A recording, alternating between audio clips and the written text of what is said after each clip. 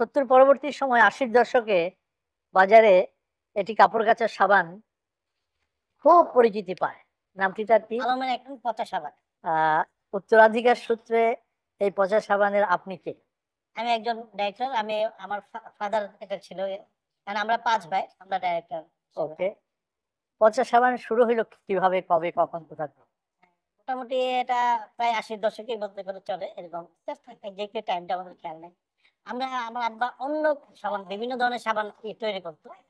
পচা সাবানটা উনি একবার কুমিল্লা এক দোকানে অ্যা উনার টাকা পাওনা ছিল, সেখানে আনার জন্য উনি গিয়েছিল। যাওয়ার পরে ওদের কাছ থেকে টাকা লেনদেন হবে, আচ্ছা একটু আব্বাকে কোম্পানি সাহেব বলতো। আমার আব্বার নাম মরহুম হাজী মোহাম্মদ সিদ্দিক মিয়া।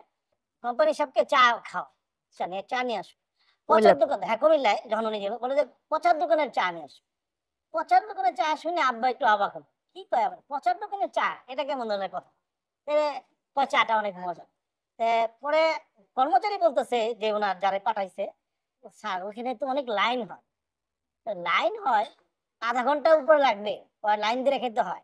চার অনেক ডিমান্ড এবং অনেক ভালো।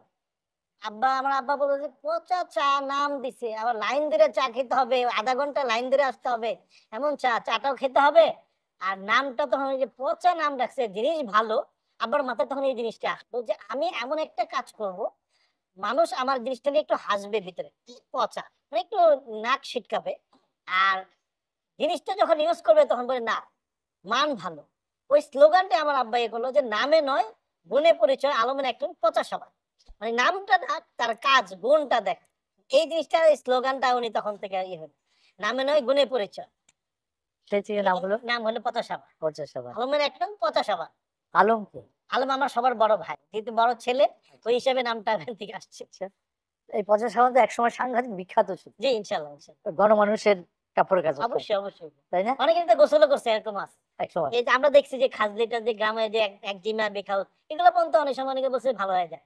পচা সাবান দিয়ে? হ্যাঁ, আচ্ছা, এরকম বলতো গ্রামে। ওই সময় বলতো, এখন ওগুলো যায় না। আচ্ছা, তখন ১ম শুনতাম আমি। আচ্ছা, আচ্ছা। এখন এটার বাজার কিরকম? কারা ব্যবহার করে? মানে এবার মোটামুটি অলমোস্ট আগের থেকে একটু কমছে। বিভিন্ন প্রোডাক্ট, বিভিন্ন এড, বিভিন্ন প্রতিযোগিতা, আমরা আলহামদুলিল্লাহ এখনো টিকে আছি। তবে এই সেক্টরে আমরা এখনো মোটামুটি ১ নম্বরে আছি আল্লাহর চাইতে ইনশাআল্লাহ। মানে যেটা আমরা গোলা সাবান বলি। আরেকটা জিনিস হইছে, এই ব্র্যান্ডটা, এই ধরনের সাবান যেই বানায় তার নাম হয়ে গেছে এটা পচা। ও আচ্ছা। মানে ও যে নামই দিক। যে কিন্তু পচা, অমুকের একটা পচা দেন।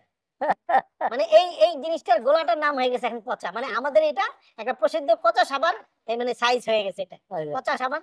আর ওই করিমের একজন পচা দেন বা সুলতানের একজন পচা দেন, এটা হয়ে গেছে।